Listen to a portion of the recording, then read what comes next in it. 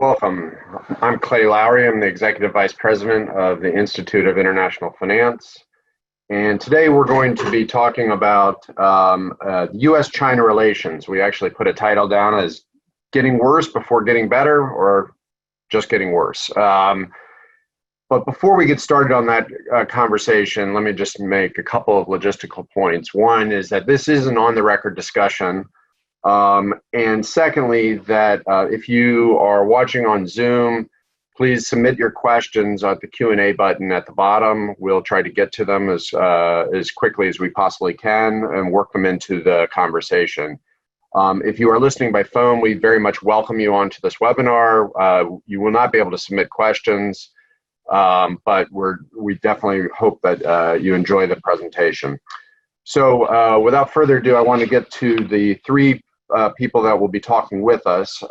First is Susan Thornton. Susan is now a visiting lecturer and a senior fellow at Yale University, but is more known as a career diplomat. She served at the State Department for roughly 28 years, finishing her career as the Assistant Secretary for East Asia under the Trump administration. Obviously, for 28 years, she worked on presidents of both political parties. And is an expert on U.S.-China relations. We also have with us Evan Medeiros. He is the chair in Asian Studies and the senior fellow in U.S.-China relations at Georgetown University, as you can see from his background. And also he served in the Clinton administration as the senior director for Asian issues, at the National Security Council. As well as in the Bush administration, he served as an advisor at the Treasury Department to Secretary of Treasury Hank Paulson, who was the secretary then. And then lastly, we have Leland Miller. He is the Chief Executive Officer of the China Beige Book, which has expertise on Chinese data, on economic and financial issues, and he consults with institutional investors who are very interested in China. So what I want to do is, as I think everybody in the audience knows, the U.S.-China relationship has been somewhat fraught for a while, and there is a lot going on. We have a trade war. We're in the middle of a technology war. There's discussion about a financial decoupling. All of this also with a lot of political overlays, including COVID-19 and what's happening there, including what's happening in Hong Kong. So as a kind of a scene setter, I thought it would be good to call on Susan to kind of like talk about what's happening in the U.S.-China relationship. How does she see it going? And then I'm going to have Evan and Leland kind of follow up with their thoughts, which may be similar or maybe a little bit different. So Susan, if you could lead us off. Thanks, Clay, and it's great to be here with all of you this morning on Juneteenth, which has a different kind of significance from U.S.-China relations for all of us in America. But things in the U.S.-China relationship are indeed very bad. I think that they will get worse, but the tagline I'm going with today is that they will get worse, but they will get better eventually. People are pulling out all kinds of historical analogies now to think about the U.S.-China relationship. And I think some of these historical realities are useful. But I think also that a lot of them do cloud the issues that we're contending with and get us distracted from the business at hand. Friend and longtime colleague of many of ours in the U.S.-China community, Wang Jisi, gave a speech this week in which he said that the U.S. and China relationship is worse than the relationship between the U.S. and the Soviet Union during the Cold War. And I think this is definitely true of the official relationship. It is worse, and there are lots of examples that we could give about how that is the case. But I think it's important for all of us to remember that the Cold War went far beyond the official relationship to the commercial relationship, the trading relationship, the economic relationship, and also the people-to-people and cultural relationship. And so I think the Soviets isolated themselves in those years, and the Chinese government is doing the opposite of that. And I don't really see them isolating themselves in the same way that the Soviets did. So while the US government can make things difficult on our side for business and people to people ties, many of these things in our system are done at a local level. And there we are very much still connected with China. I think that will continue. That said, things are definitely going to get worse before they get better, because we have the US election campaign. Yesterday, I think it was, in an interview, President Trump mentioned that since the US got hit with the so-called China virus, as he put it, he feels very differently about China. And nobody has been tough on China like he has been, but obviously at one point he was making the calculation that he needed China to help him run his re-election campaign on the economy. Now he has seen China as a net negative in that respect. And I think that will open the field during the presidential campaign for unleashing a lot more measures against China, and a lot more, of course, negative rhetoric about the US-China relationship. But I think it's also important to remember that most people in America right now are focused on COVID, the health fallout, the economic fallout. And I think once it becomes clear that we're all going to be in the same boat together as far as countries reeling from the economic fallout of COVID, maybe we'll find a way back eventually to working with China and trying to overcome some of these major challenges we're facing. And I think that kind of pragmatic spirit will eventually prevail. And I also think COVID and the economic fallout are going to be with us for a long time. So we may have a chance to do that with China even after this current presidential campaign ends. So I think I'm going to end on that optimistic note and see what the others think. Thanks. Okay, Leland. All right, so Susan ended slightly optimistic. Most of her presentation probably wasn't very optimistic, but how do you see it? I mean, well, from your perspective, obviously you work with a lot of business people and a lot of investors that work in China. How are they looking at the overall relationship, and how do you see it, and how do you advise them on these issues? Yeah, I have to say I'm a bit more negative than Susan is, for the simple fact that we are in a period. I totally agree that we're in a period of great antagonism between the two powers, and I think we are descending into a period that's going to rival, if not exceed, the problematics during the Tiananmen Square in 1989. I mean, we're going into a very period, I do believe, but I don't think we're going to snap back out of that for the simple fact that right now, the President Trump is focused on a very small handful of issues. You could argue he's focused on one issue, which is trade, supported by a tariff approach. Any President Biden, any future Republican is probably going to be focused more broadly on all the different aspects of the relationship where the U.S. and China are at least competitors, whether it's South China Sea, whether it's semiconductors, and what to do with Huawei, or even tech. So many issues, human rights, climate. I think that there's a lot of different parts of the relationship that will get more attention under a different president. And as a result, I don't see the tenseness of the relationship going away. So, I'm hoping to bring some optimism later in the presentation. But I think right now, what I'm looking at is something that's going in one direction right now. It's going towards much, much tougher relations between the U.S. and China, regardless of whether President Trump is reelected or not. All right, Evan, let me get your overall take after what we've heard from Susan and Leland, just in case you have either some differences or you want to reiterate some points that they made. Great. Well, let me begin by thanking you, Clay, for being here. It's great to interact with you and your colleagues at IIF. One clarification, Clay, you said I worked for the Clinton administration. That would make me about 65. Ooh. So it was actually the Obama NSC that I worked for. Which my deep apologies to both you and to President Obama. In the 40-ish range. So predictably, I agree with both Leland and Susan. But But the way I think about it is the U.S.-China relationship right now is so unfunctional or dysfunctional that it's hard to use terms like optimistic, pessimistic to describe the relationship for me. The way I think about it, and what I want to do is give the watchers today sort of an analytic framework. And there's two things that I use as my analytic framework. One is comparing the cyclical and the structural drivers of competition in the relationship. And right now, both the cyclical drivers and the structural drivers are pointed in the direction of a much more competitive relationship.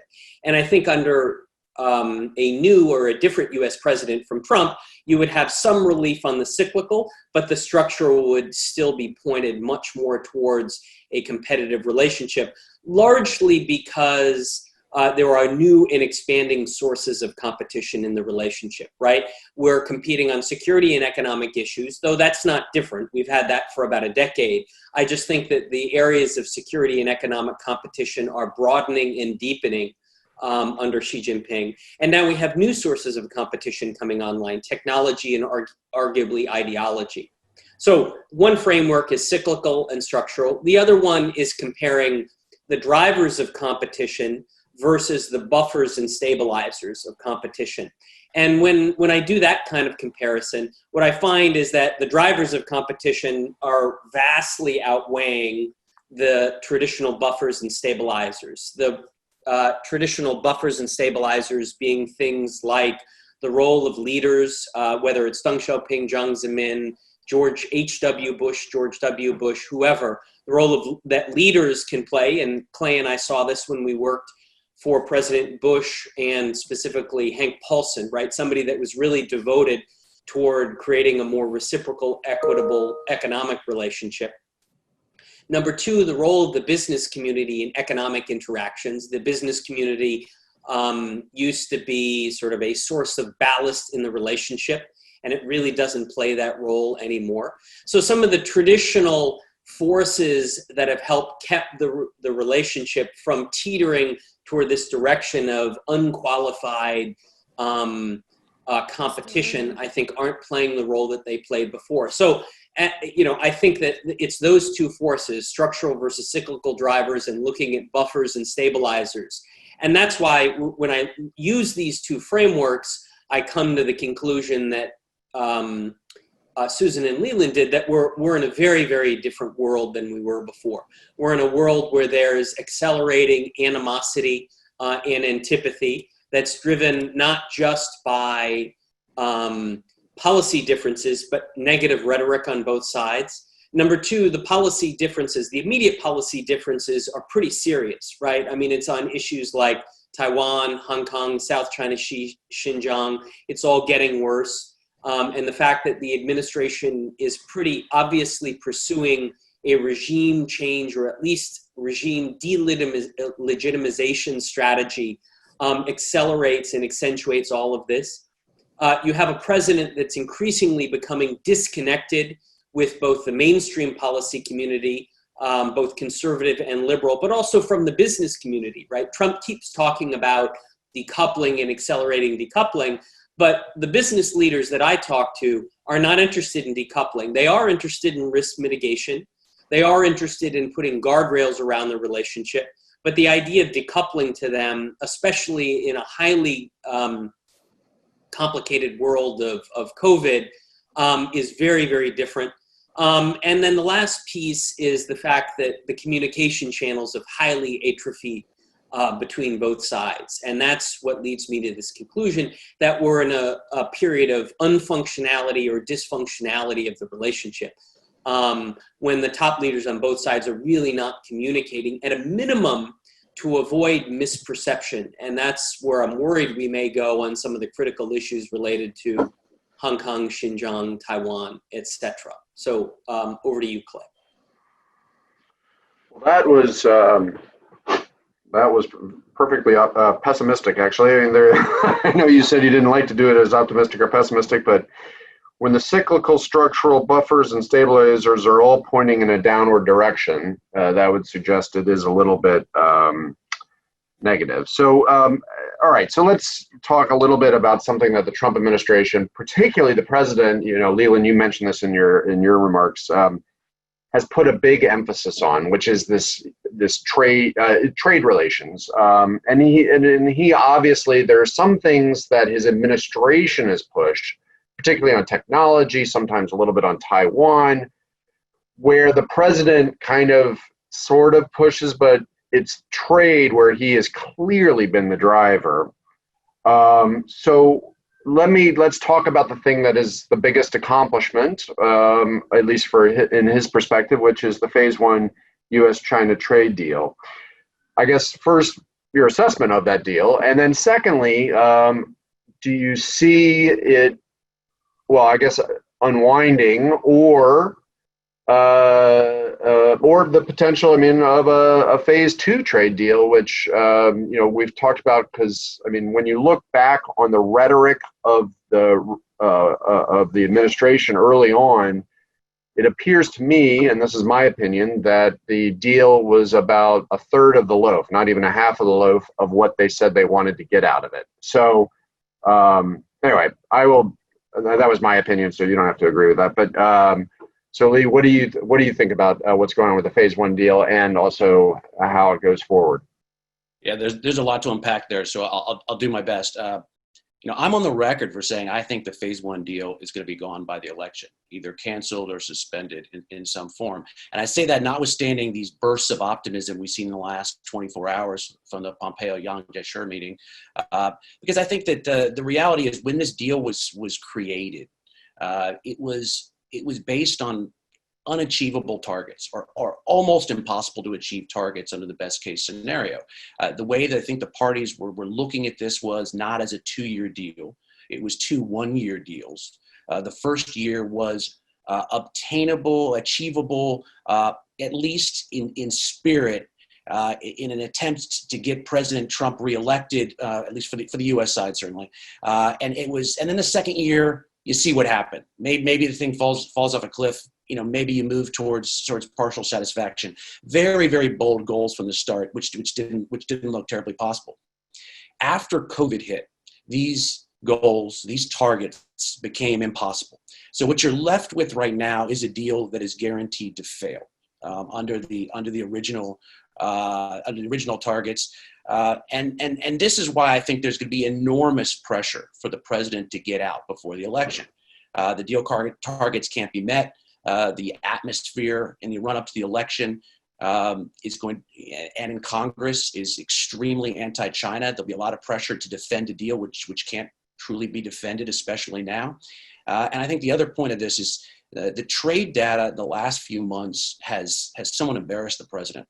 Early on, when it became clear that COVID was affecting first the Chinese side and then the U.S. side, it was communicated that we understand that there will be hiccups in the deal's implementation, but do not embarrass the president.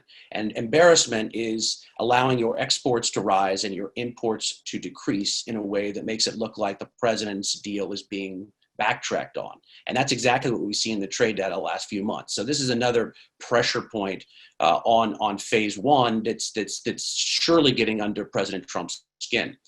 Now, if I'm wrong, I think that here's why. The first thing is there is enormous amount of walking away from the deal by people in the administration, but not by the only person right now who counts, which is POTUS. He sees this as a seminal achievement. He wants to stand by it. And certainly, even if he's going to walk away, I think there's a desire to get some more purchases of soybeans and wheat and ethanol and other things in the coming months before he would walk away from the fall. So I think that POTUS is very much glued to this for the time being, despite all the pressure.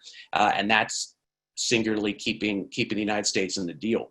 The second thing is there is a plausible, I would say, fake narrative for why the deal hasn't failed yet that could be used if the White House wants to use it. You're going to see the second half data, services trade data, come out in August, and the promise was there would be significant improvement first half 2020 versus the comparative year first half 2017. You will not see that. So there will be zero improvement by August in the first half data. So the deal cannot be considered a success. But of course, you can say, look, this was COVID. We're working on big things. There will, of course, be some grandiose announcements to show that the trade deal is still on track if the president wants to keep it. The Q3 data will not be out until after the election. So the last trade data that we'll actually have access to is in early October, we'll see the merchandise trade data for August. And if the Chinese really want to help the president have a plausible, successful narrative, then you just have to beat that by, say, $1 billion. And that's way under what was promised originally, but it could show a positive trend line. It could show that the deal is in the process of being met, that the Chinese haven't let off. And that would, of course, be accompanied by big statements about how phase 2 is coming next spring if President Trump is reelected, how there are huge deals being talked about behind the scenes. So look, if the president finds himself absolutely wedded to this, then there is a narrative that can be sort of laid out for how he's going to defend it. And I would say that a lot of this has to do specifically with how the COVID recovery occurs in the United States. So if there is the ability for him to continue to run on it being an economic leader and an economic recovery artist, recovering the economy in the second half of the year, then I think it's more likely he sticks with the trade deal because those incremental farm purchases will be important. And keep in mind, even though he can't hit the deal targets, he can exceed them in some very politically important specific targets, whether it's soy, whether it's wheat, whether it's corn. So you could have some mini success stories amidst the deal's overall non-compliance. So I think that if there is an economic recovery narrative that the president wants to continue to run through November, then the chances of sticking with the deal are higher.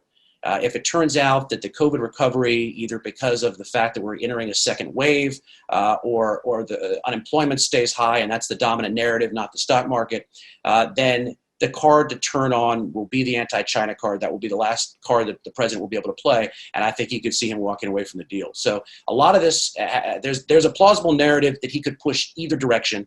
But I think a lot of this has to do with what the recovery in the United States looks like in the next several months.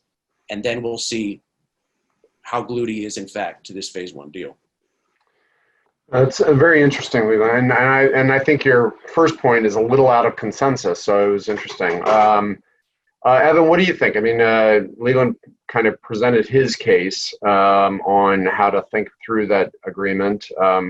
How would you look at it? And also, if you could kind of address one thing that Leland didn't hit on, because he's hit on a lot of issues, is the idea of this phase 2 deal. Yeah, I think Leland makes some very, very important points. I have a slightly different take because Leland looks at it principally as an economic deal, and I think it's principally a political deal. And the way I think about it is it's a matter of probabilities.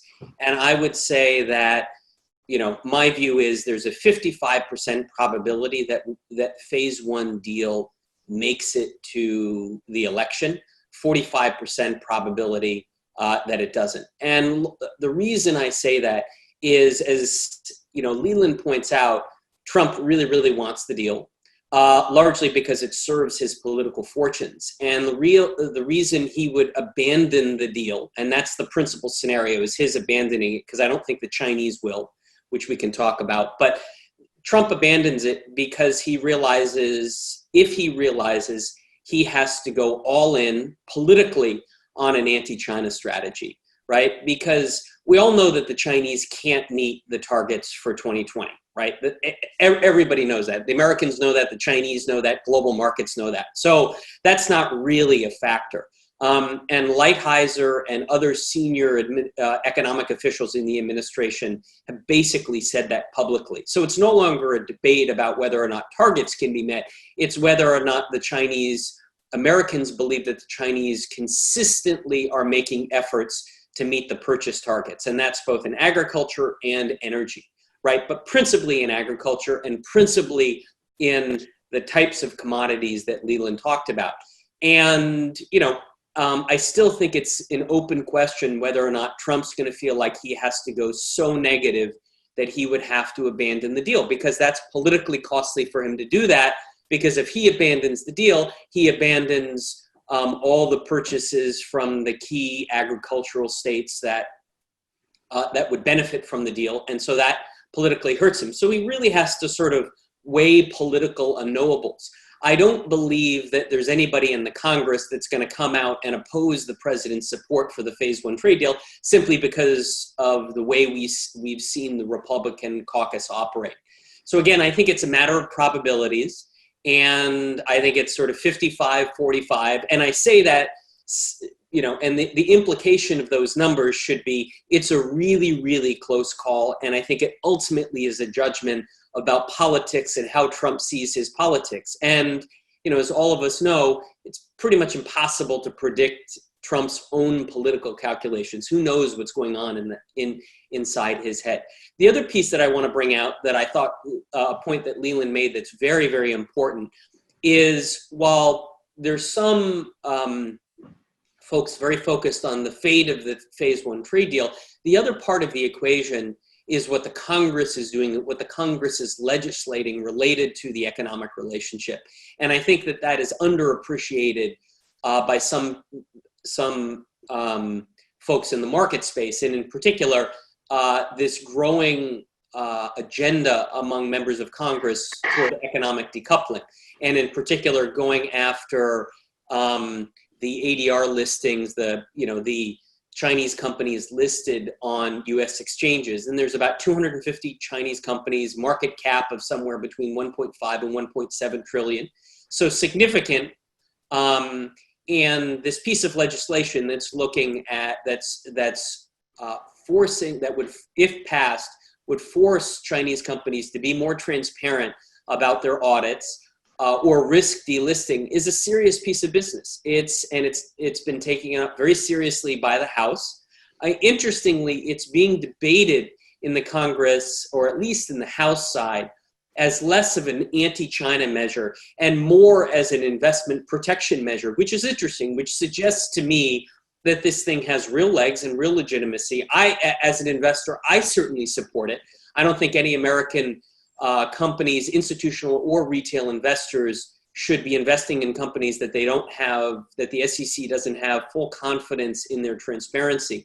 But nonetheless, there are definitely a growing number of voices in the Senate. So the Rubios, the Hawleys, the Van Hollens, the Cottons of the world, that are going to, take initiatives like these, and we're probably going to see more. We've already seen initiatives that sort of are focusing on economic decoupling and industrial policy. So to me, while markets right now are very focused on this question of the fate of the phase one trade deal, I think there's a broader agenda by this growing group of China hawks in the Senate, in particular, that is going to have a much longer term effect on the business community and global financial markets. So over to you, Clay.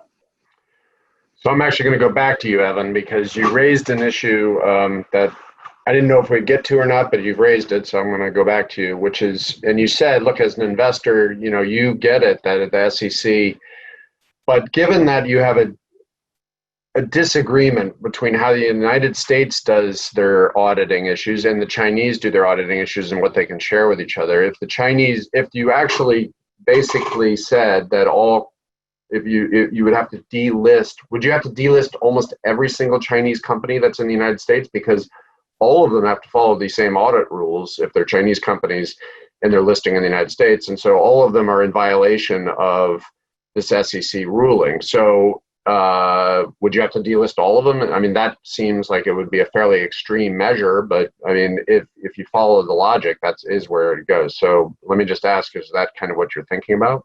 Well, I don't think that's the trajectory that we're on. I think that right now, the relevant parts of the U.S. government that deal with these questions of audit transparency and standards for audits are talking with the Chinese right now to figure out whether or not some middle ground can be found. And I'm not an expert on financial audits to determine whether or not the SEC can get enough information to be confident in the accuracy of their information, and as a result, to ensure these listings are consistent. But you can't have capital markets where, everybody operates, all international companies operate on one standard and the Chinese get a different standard. So I think that this process We need to see how it plays out. And the fact that the original legislation, which hasn't passed yet, so it's not as if these requirements are have been imposed, but the fact that the current legislation, if it passed, gives the SEC and the Chinese authorities 3 years to negotiate this, is a very, very reasonable thing to do. But my point in raising this is not necessarily to highlight this, because this feels like a solvable problem in the US-China relationship, but rather because I think that this is a leading indicator of where the sort of China hawk sentiment is meeting the high degree and growing interdependence between the American economy and the Chinese economy, right? The fact that Trump adopted took executive action to prevent the thrift savings program, the government retirement program, from investing in the MSCI EM benchmark simply because it invests a small percentage, single digits, in Chinese equities, to me is worrisome, because it is sort of market distorting and suggests that political sentiment could be on a trajectory that could distort how markets operate. So I think that the SEC issue, the delisting issue, is a leading indicator of broader political sentiment that could have a market distorting effect. But I'd love to, I know Leland does a lot of work in this space, and Clay, as do you. I mean, you know more about these issues than most, so I'd welcome your insights. Over to you. Thank you. And I'm going to move to Susan. We have a specific question from the audience that I wanted to, Susan, hopefully you know the answer on this, but then it does lead towards kind of where Evan was going on some of these areas, which is, so the specific question is, does the phase one trade deal, does that need to go through Congress for some sort of approval, as we saw in the USMCA deal, or we've seen in other trade agreement deals? So that's kind of the specific question. The more general question is, Evan refers to, there's a number of bills that are going on in Congress right now. Some of them are related to the areas that Evan was mentioning. There are sanction issues going on within Congress. Obviously, how do you see the sentiment in Congress towards China and towards, so kind of stepping back a little bit from the Trump administration and the executive branch and much more towards the legislative branch? So if, and I don't know if you can answer that first question, but just wanted to get your thoughts on that. Yeah, I mean, the answer to that question is no, it doesn't have to go through the Congress like the USMCA does. But I think, I started off talking about the Cold War and whether or not that's an appropriate lens through which to view what's happening. The thing about the Cold War, though, is that it was, despite what some people think of it, an economic competition at root. And I think one of the things the biggest thing that's changed in US-China relations is the economic relationship. I mean, Evan mentioned a number of issues: Hong Kong, Taiwan, Xinjiang. These are all things that have been long-standing irritants in the US-China relationship and always been sources of tension. The thing that hasn't been as much of a source of tension and that was seen as a positive thing in US-China relations was the economic relationship. Now people keep talking about this competitive relationship with China. It's an economic competition, and I think people are really losing sight of that. And it's pretty alarming to me the extent to which this economic relationship has now been politicized and is being sort of weaponized in the service of politics and other issues. So one alarming statistic, 40% of Americans now say, apparently, according to a recent poll, that they want tariffs to be levied on China in retaliation for China's unleashing COVID on the United States, despite the fact that they understand that tariffs are going to damage the US economy. This kind of thing is I think, quite alarming, and we should all be paying attention to this, because the game is economic. And if we are going to be, you talk about what's happening on Capitol Hill, it's an election year. There are 2 months or 3 months ago, there were 180 bills in Congress that were aimed at various measures against China. 3 months later, there are 380 bills. with various measures levied against China. How many of those bills will pass? Nobody knows. It's an election year. The Congress probably doesn't have a lot of time to work on a lot of these bills before November. They're not in session very much. But, you know, this is a signal of sort of how much politicization there is now in the U.S.-China economic relationship. And I think it's very worrisome. Susan, I'm going to stick with you for a second. And then, Evan, I'm going to turn to you just to give you a second on to think a little bit about Hong Kong. But we have a question from the audience, which I think you could really help us with, Susan, which is how do you see things going on from the Chinese side or within the Chinese government? So the question reads, have those who favor better relations with the United States been effectively silenced? And is there any discussion of, in some respects, the age-old question, who lost America as opposed to who lost China? So anyway, if you have any insights into that, that'd be great. And then I'll turn to Evan to maybe follow up and then also ask a question regarding Hong Kong. Yeah, well, there's no question that being an Americanist in China these days is a very hazardous place to be, kind of like being a sinologist in the US right now is a pretty hazardous place to be, I would say. You know, I think most people in China who have been arguing for a better US-China relationship are a lot more careful about what they say. And I think this commentary by Wang Jise this week indicates that, because pretty recently he had been a lot more positive and giving prescriptions about things we need to do to keep the relationship from going into free fall. And this week, somehow he has either turned very much more politically correct or very much more pessimistic. But I think people are probably not being listened to because I think the leadership has decided really that the US has taken a fundamental turn on China. It is determined to block and prevent China's further development in many areas, that it is pursuing a policy of containment, and they probably see a lot of areas where that is being actualized. So it's very hard for people in China who want to preserve space for better relations to point to areas where there's some kind of promise of that. Now, whether or not people in China see a possibility in a future US administration of coming back to a more constructive place, you know, it's not clear, actually. Most Chinese say that they believe basically that the fundamental structural shift is underway in the US and that there will not be much, I mean, there will be differences in tone and process and you know, other things, but that fundamentally things have taken a shift for the worse. Now, the thing is that the Chinese leadership, I think, still sees the US relationship as fundamentally important for China's future, which gives the US leverage. I think it's important that we keep them thinking that the US is important for the future of China's development, because it is a source of leverage for us in the US-China relationship, which is important and has been important. But so far, the Chinese seem to be wanting to keep the relationship on an even keel. And we saw this week that the Chinese actually requested a meeting with Secretary of State Mike Pompeo, you know, Yang Jiechi, Politburo member responsible for foreign affairs, traveled to Hawaii for that meeting. That's the second time that Yang has traveled to a US city outside of Washington, D.C. to meet Mike Pompeo.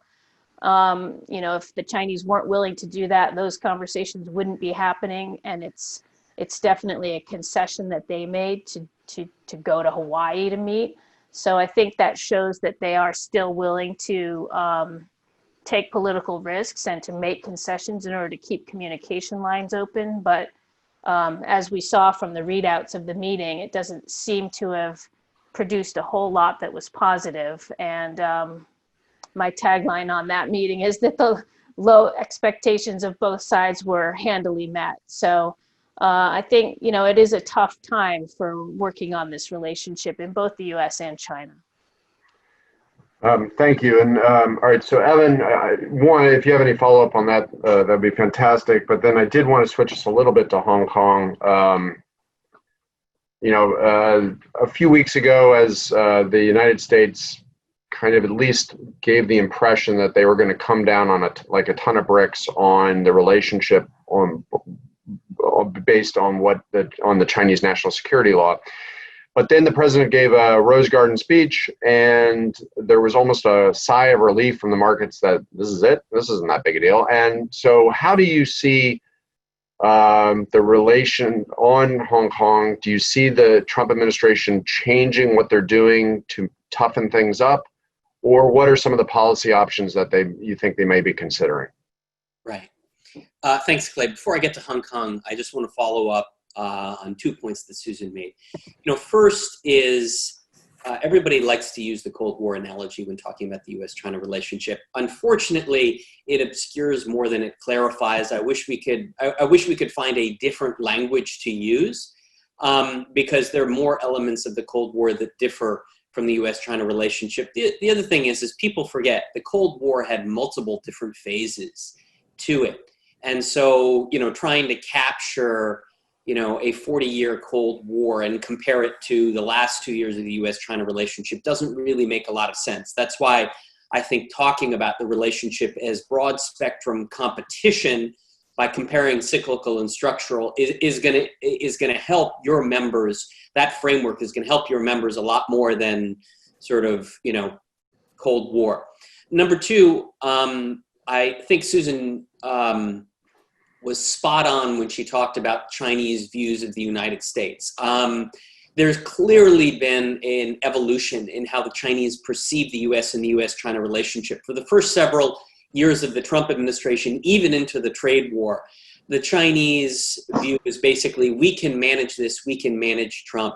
And then basically in the last 18 months, there has been a fundamental rethink by China about their U.S. strategy. And they've concluded that they are now in a world of long-term competition with the United States. And whether Trump gets reelected or Biden gets elected, fundamentally the relationship is going to be in that direction for the long term.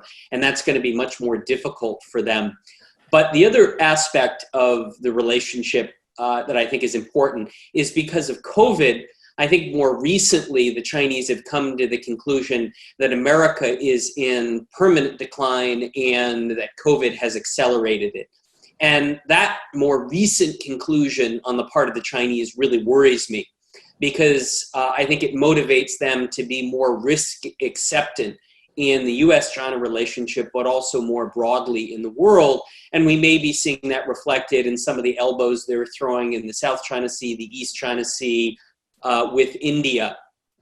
And so my concern is, regardless of who gets elected next, the Chinese, I think, are feeling a little bit of hubris about their position in the world and are more comfortable in a world of long-term competition with the United States because they think that our handling of COVID has sort of revealed what they long thought, which is that there are structural inefficiencies in our system that will allow them to, the Chinese system, to succeed over the long term.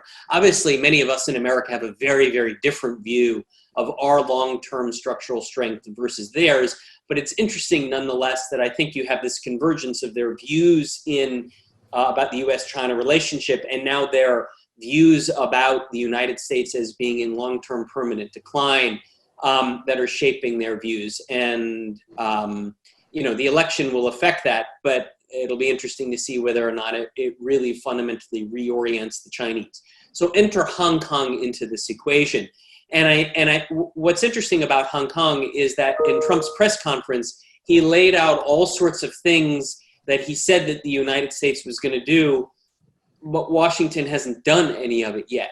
In particular, they talked about sanctioning Chinese officials responsible for Hong Kong, right? And that's a shoe that hasn't dropped. And then, of course, there's the more obvious ones, which is removing the special status, preferential statuses for Hong Kong, which involves things like withdrawing from the extradition treaty, removing their separate treatment as a customs territory for the purposes of things like export controls, and then of course treating Hong Kong for the purposes of tariffs as the same thing as mainland China. And the fact that the administration hasn't followed through yet, even on things that the executive branch could do, is a little bit strange and a little bit odd, and I think that's probably one of the things that Yang Jiechi talked about with Pompeo. But the reality is Hong Kong is bad and getting worse, regardless of what the administration does. And I think the strategic significance of Hong Kong is that it is accelerating this shift in the U.S.-China relationship from a sort of, serious strategic competition where security and economics are at the forefront, and making it more of an ideological competition. And I think when history looks back and evaluates the key turning points in the U.S.-China relationship, I think Hong Kong is going to loom large because, the Chinese themselves haven't actually put forward this new national security law. And I think once they do, you're going to start to see reactions by the Trump administration and other countries in the world. You're going to see more protests in Hong Kong. And I think that's when you're going to begin to see the U.S.-China relationship take on this tone of difference in values, difference in approaches to global governance, different worldviews. And when the relationship begins to take on those overtones, then you're really going to see an acceleration in the competition between the two in a way that's going to make it much more difficult to unwind. And of course, this has a domestic political resonance in both countries. The Super Hawks are just getting started in the Congress now. Violence in Hong Kong would supercharge that. And then my last point here is, given where the Hong Kong issue is, a new dimension of it is the connection between Hong Kong and Taiwan. I mean, this is a very direct connection. And the fact that there's a lot of communication between protesters in Hong Kong and similar voices in Taiwan, the fact that the recently re-elected president of Taiwan has openly called for solidarity with the protesters with Hong Kong, the connection between the two is just going to accelerate this ideological shift in the relationship. Full stop there.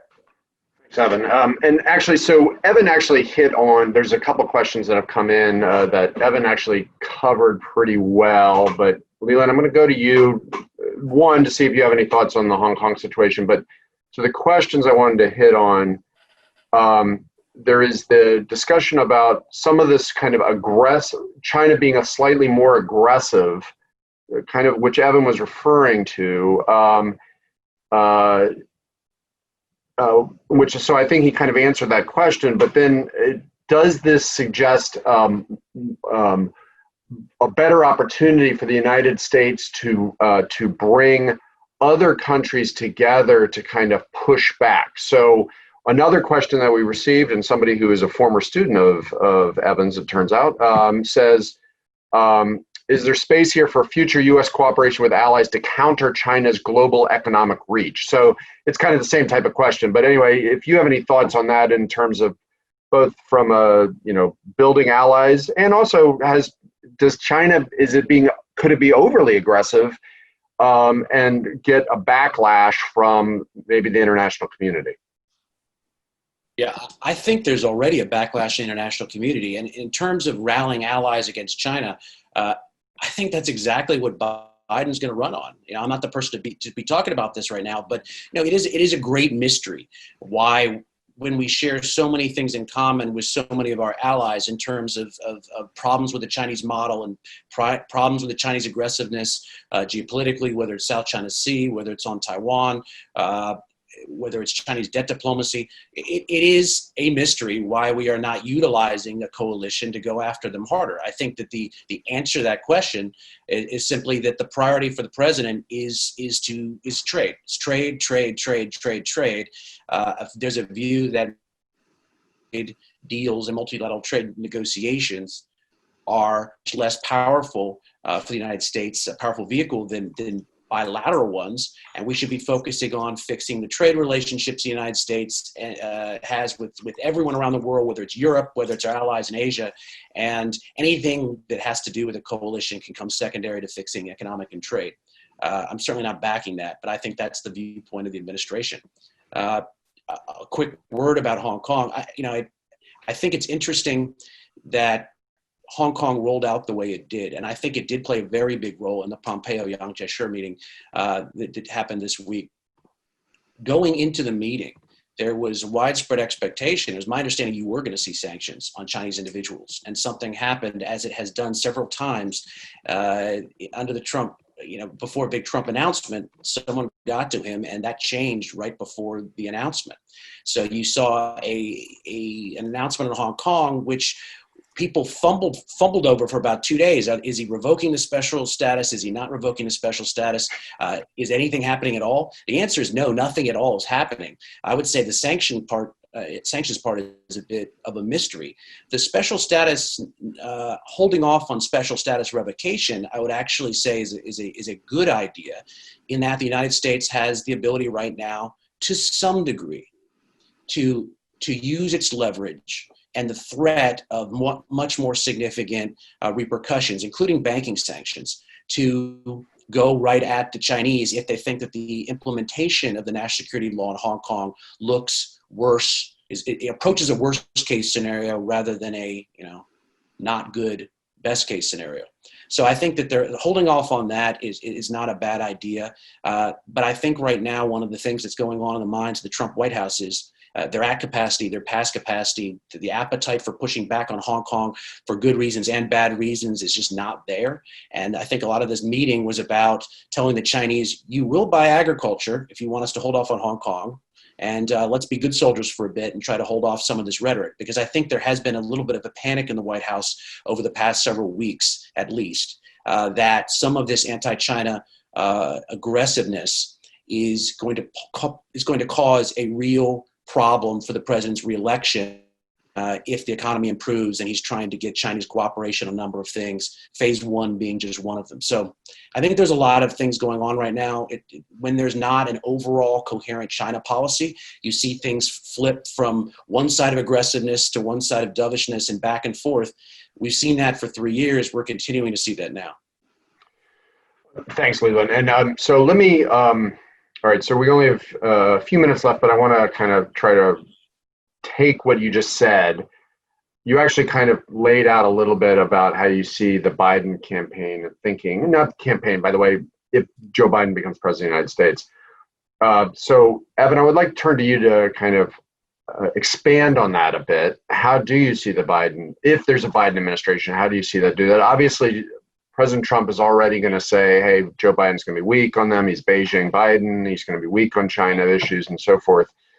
So, Leland kind of talked about some of the areas of we need to start building out a coalition. But how do you see the Biden team working maybe a little bit through the campaign, but much more importantly, probably is assuming he becomes the president of the United States?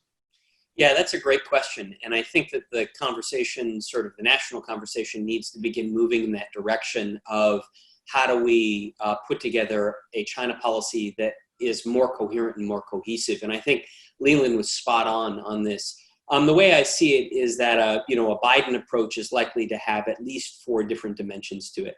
Number one, much more work with allies, partners, and like-minded countries. And I think it's going to be more episodic than the next administration thinks because of how much damage has been done. There's a huge trust and confidence deficit that the next president's going to have to fix. But developing these, coalitions of the willing to go after China, especially on economic issues, 5G comes to mind, I think is going to be a big part of it. Number 2, multilateralism, reinvesting in institutions and getting those institutions to shape Chinese behavior. In particular, as the Chinese have made a very concerted effort to grow their role in UN-based institutions in a way that I think has really been inimical to American interests and values. So allies and partners, institutions, Three, you're going to see a much more serious effort at modernizing U.S. defense strategy, looking at taking a really serious look at U.S. defense posture in the region, geographic distribution, looking at new and different platforms, new concepts of operations. I think that's going to be another key part of it. And then the fourth and final part would be democracy. I think there's going to be a much greater emphasis on democracy, promotion and values. Again, looking to put groups together, coalitions of the willing to tackle a variety of different issues. And that's not to say that the administration is going to pursue a regime change strategy, but rather that's democracy strategy is going to continue tensions in the U.S.-China relationship. So I think those are at least four core dimensions of what a Biden strategy toward China would look like. The last point I'll make is the big unknowable is who are going to be the key cabinet secretaries. That always has an enormous influence on policy, right? So you have the president and the national security advisor, but then Secretary of State, Secretary of Defense, Treasury, USTR. I mean, as all of us as Washington folks know, it's the rack and stack of who has the key cabinet secretaries, what the division of labor is, what the power relationships are between those people that will really determine what the strategy is and then how it's implemented. Over to you, Clay. Thanks. And there's only 4 minutes left. So Lee, I'm going to ask you to be very quick. If you were, all right, so Evan gave a 4-point strategy on kind of potentially on where he sees the Biden administration going, if assuming there was one. All right, so assuming that there's a Trump administration, how do you see a second term of President Trump trying to develop this relationship? It may not be as coherent as that 4-point plan, but give it your best shot, I guess. Yeah, they definitely will not be coherent. Look, I think there's very little that the president cares about, as I said before, beyond trade. So I think trade is going to be number one. You'll have endless talk about a phase 2 deal that's on the horizon. Of course, the Chinese side will counter that they're not going to put structural reform on the table. They're not putting, the new version of Made in China 2025 on the table. So you could have these continued discussions, negotiations over this idea of phase 2, which is just a little more commodities buying and a little bit more IPR stuff for some goodies on the other side. So you'll continue to have a focus on trade, but there's not much you could do on the trade side because most of what's left, the Chinese will not put on the table. The other thing I think is important to understand is that the president has harbored a desire to pull troops out of Asia. And I think one of the big issues that could actually move the needle in the second term is that with an administration stacked with people that are essentially loyal to the president and a lot of the career people having left, there'd be much less institutional resistance to the president doing something bold, like pulling troops out of Korea, pulling troops out of Okinawa. So I think that some of the geopolitical issues will come into play in the second term because I think there'll be very little stopping a second term Trump administration from being more aggressive on these issues about bringing troops home and other things that the president really has articulated for years and years as being the right policy. So Susan, I'm going to turn to you to wrap us up. How do you see things going forward? I'm not necessarily from a Biden perspective or a Trump perspective, but just kind of, we've laid out a lot. It's kind of a little bit negative now. Maybe there's some hope in the future, but obviously, let's think about it. I mean, you've worked through a lot of presidencies, a lot of different U.S.-China problems. It's really bad right now.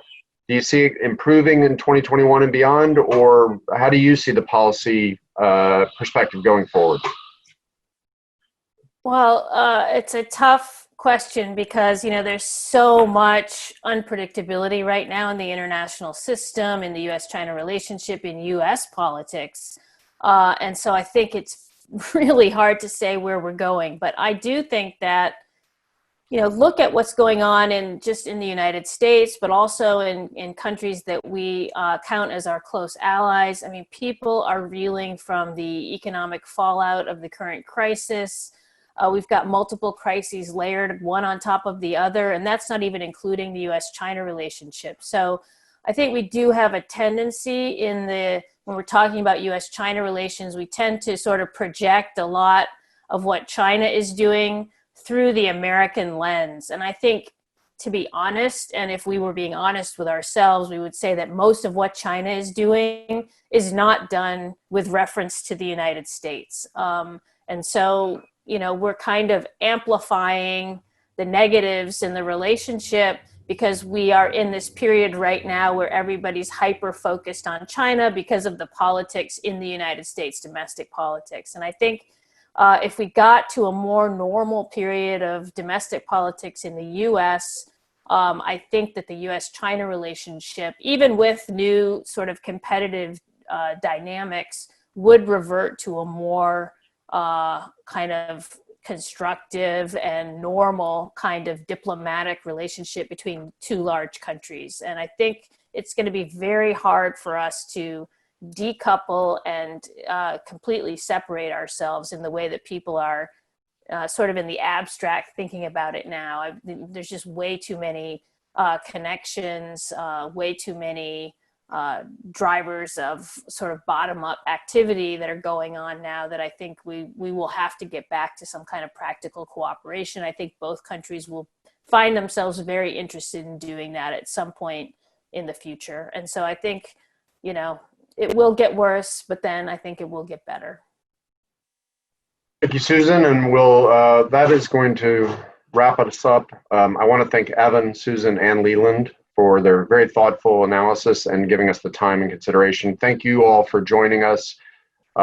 Great questions, and I'm signing off. Thank you very much.